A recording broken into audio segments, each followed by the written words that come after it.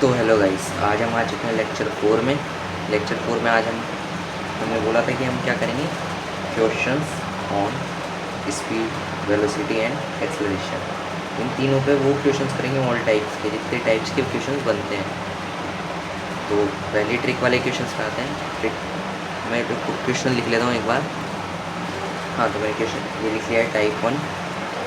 इस टाइप में हमको क्या बोला जाता है, object is at a position x1 position पे है ऑब्जेक्ट, ठीक है, एट टाइम t1, किस टाइम पर, t1 पर, and at position x2, position x2 at time t2, if it moving without, यहाँ लिखा हुआ है if it moving without change direction then find speed and velocity. अब मैं आपको बता दूँ, विदाउट चेंज डायरेक्शन है तो मान लो ये सीधा जा रहा होगा या ऐसे जा रहा होगा या ऐसे या ऐसे, तो कोई सी भी डायरेक्शन में होगा, तो ये डायरेक्शन चेंज नहीं कर रहा, तो इसकी displacement is equals to distance होगी and speed is equals to velocity. तो हम ये दोनों को एक ही मान सकते हैं। लेट सपोज मैं स्पीड निकाल लूँ या वेलोसिटी निकाल लूँ, तो मुझे दोनों चीज़ें पता लग जाएंगी। तो इसको हम कैसे निकालेंगे, एवरेज स्पीड से, एवरेज स्पीड बोलो या एवरेज वेलोसिटी, एक ही। अब हमारे पास उसका फॉर्मूला क्या था, x2 minus x1 upon t2 minus t1। ये बन गया हमारे पास फर्स्ट टाइप का क्वेश्चन और उसका सॉल्यूशन। ये लिख लेना एक बार, मैं आपको टाइम दे देता हूँ, जगह छोड़ देता हूँ। तो हम सेकंड टाइप के क्वेश्चंस पे आते हैं। सेकंड टाइप का क्वेश्चन ऐसा बनता है, जैसे लिखा होता है मूव्स x1 डिस्टेंस या फिर displacement equals to displacement in t1 time and x2 in t2। तो क्या बनता है इसका, ऐसा बनता है, किसी ऑब्जेक्ट ने x2 डिस्टेंस ट्रैवल करी t1 टाइम में और x1 करी t1 टाइम में और x2 डिस्प्लेसमेंट ट्रैवल करी t2 टाइम में। तो विदाउट चेंज इन डायरेक्शन या विदाउट चेंज इन डायरेक्शन, तो सब इक्वल होगा। आपको पता है स्पीड भी वेलोसिटी के बराबर होगी, डिस्टेंस डिस्प्लेसमेंट के बराबर होगा। तो इस पर हम कैसे निकालेंगे average speed, average speed is equals to, हम x1 को x2 को प्लस कर देंगे, t1 को t2 को प्लस कर देंगे, t1 एंड t2 को प्लस कर देंगे। तो ये हमारा सेकंड टाइप का क्वेश्चन भी बन चुका है। इसको भी आप लिख सकते हो, इसका आंसर भी बहुत आसान है। ये आंसर का आप लिख लीजिए। तो हमारा थर्ड टाइप का क्वेश्चन कैसे बनता है, मैं आपको बताता हूँ। लिखा होता है जैसे ऑब्जेक्ट जो है वो मूव करता है,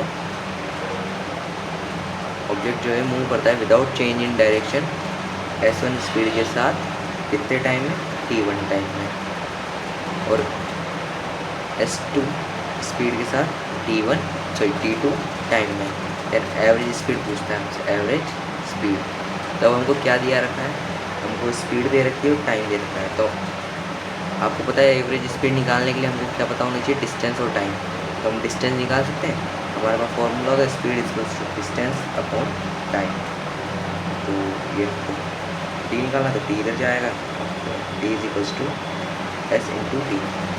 हम फॉर्मूले में रखते हैं एवरेज वेलोसिटी या average speed is equals to s1 into t1 plus s2 into t2 upon t1 plus t2।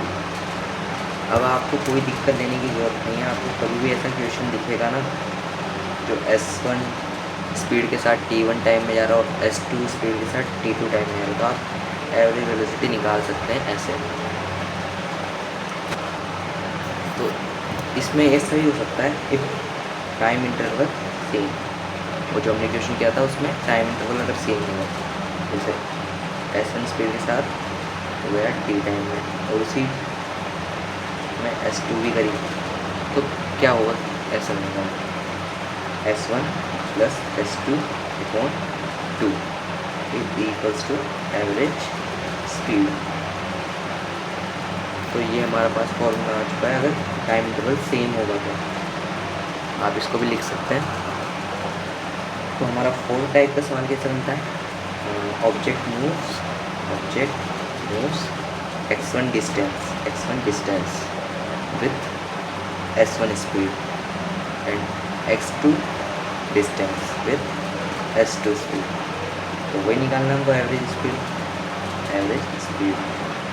Equals to क्या होती है हमारी, डिस्टेंस अपॉन टाइम। अब हमको डिस्टेंस तो दी गई है, ये x1 और x2, बट टाइम नहीं है। हम कैसे निकाल सकते हैं इसमें, ये अपॉन टी, तो यहाँ से टी इधर जाएगा, एस पर आएगा, तो डी अपॉन टी करेंगे तो हमको एस मिल जाएगा। तो इसको हम कैसे लिख सकते हैं, ऐसे average speed is equals to x1 plus x2 upon t1 plus t2, x1 plus x2 upon x1 upon s1 plus x2 upon s2।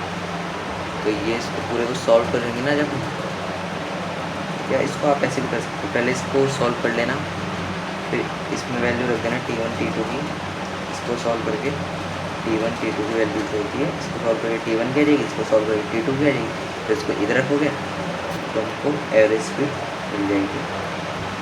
ठीक है, एवरेज स्पीड हमको मिल जाएगी। एक एक को सॉल्व कर लेना, ताकि मुश्किल तो होनी नहीं चाहिए, आसान चीज़ है। अब सपोज करो कि डिस्टेंस जो है वो इक्वल है r equal distance r equal x1 is equals to x2। फिर कैसे होता है, फिर बी एवरेज जो होता है ना हो जाता है 2s1 plus s2 upon s1 plus s2। ठीक है, ये होता है हमारा जब हमारी डिस्टेंस आर इक्वल। तो अब बात करते हैं एक्सेलरेशन।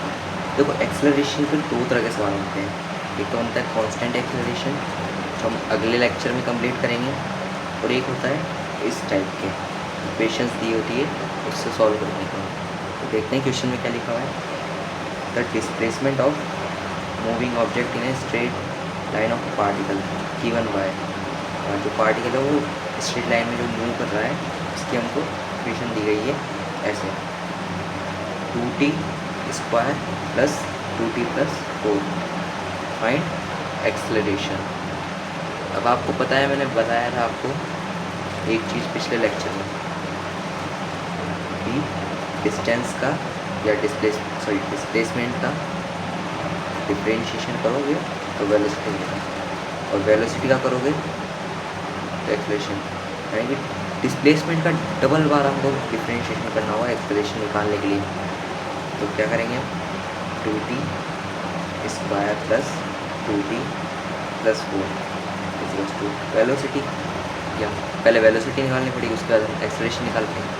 इसका डिफरेंशिएशन क्या हो जाएगा हमारे पास 4t, ये जो स्क्वायर है ये आगे जाकर 2 से इंटू हो जाएगा, और इसका 1 कम हो जाएगा, इसका 0 है तो ये वैसे का वैसे ख़त्म हो जाएगा, प्लस 2। ठीक है, प्लस 2। इसके बाद हम इसका डिफरेंशिएशन करना होगा हमको एक्सेलरेशन। इसका डिफरेंशिएशन क्या हो जाएगा, ये कांस्टेंट है तो ये हट जाएगा, गायब हो जाएगा, खत्म, ये ख़त्म हो चुका है। जो कांस्टेंट होता है ना वो ख़त्म हो जाता है उसको डिफरेंशिएशन में, और 4t का क्या होगा, 4 आ जाएगा, तो 4 मीटर पर second square is equals to हमारा एक्सेलरेशन होगा। तो इस तरीके से हम डिफरेंशिएशन या इंटीग्रेशन वो हमको क्वेश्चन देख के पता लग जाएगा। मैं बस एक एग्जांपल के तौर पर लाया था कि दो तरह के क्वेश्चन होते हैं, एक इस तरह का और एक कांस्टेंट एक्सेलरेशन। सुना हो तो v is equals to u plus at, s is equals to ut plus half at square, जो इक्वेशंस होती है फंक्शन की उन पर बनते हैं। इसके अलावा और कोई बाहर सवाल बनता नहीं है। तो मुझे लगता है कि आपको ये लेक्चर पूरा समझ आ गया होगा, फिर भी एक बार आप बता देना कमेंट में कि कुछ कमी रह गई हो या कुछ चीज़ की, देखकर आप बस फीडबैक देना एक बार। आपका काम है टेस्ट फीडबैक देना कमेंट में, ठीक है।